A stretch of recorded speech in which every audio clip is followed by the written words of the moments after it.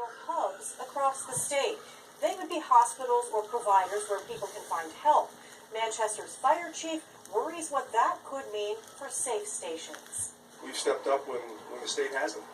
So I'm willing to go to any other community in the state and show them how to reproduce what we've got going here.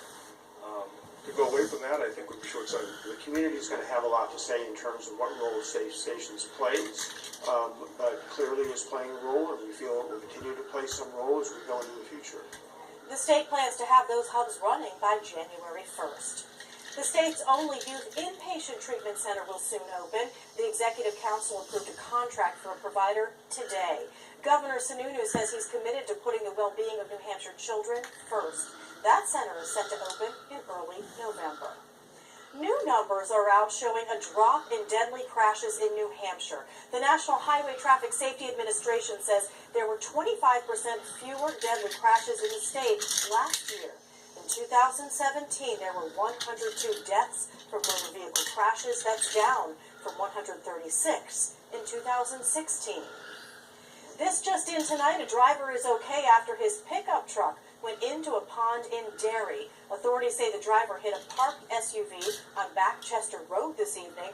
The pickup ended up fully submerged, but thankfully the driver was able to get out on his own. The crash is under investigation tonight.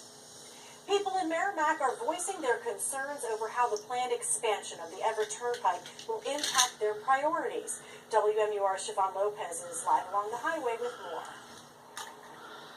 Well, everyone who spoke at tonight's meeting agrees that the Everett needs to be widened, but it is this noise and the potential for more noise that is most concerning to those who live near this highway. New Hampshire DOT officials outline a plan to widen the Everett Turnpike in 3 separate sections. What we're going to be doing is we're going to be adding a 3rd lane to the outside and a 10-foot shoulder, and then paving the grass median and replacing the non-standard barrier with concrete median barrier. Which I completely favor. I think this is a project that's well overdue. Residents whose property may be impacted brought their concerns to the committee. You're going to buy the right-of-way in that area, and you're going to be right in my backyard. Pretty much walking out my back slider, about 5:30 tonight. This man recorded the noise he deals with right now. Many want more sound barriers to go up as part of this project for fear that the noise will only get worse with increased volume and the inevitable loss of more trees. And what you got going on here is that you're going to bring that road even closer to the backside of our condominiums, and it's going to get even worse. So this is going to significantly impact my property through noise, but also aesthetics, where it looks like they're going to be removing all the trees that are a barrier between me and the highway.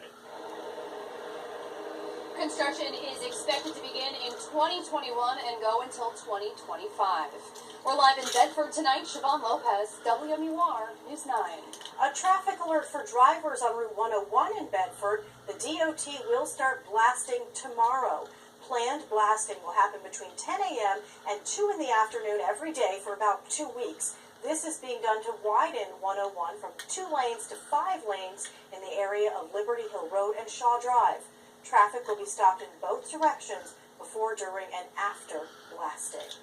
Some good news tonight for people who've dealt with damaging flooding in an area of Manchester. City Alderman Will Stewart shared this picture. He says new and larger sewer pipes are now being installed on North Maple Street to help alleviate the flood issues here.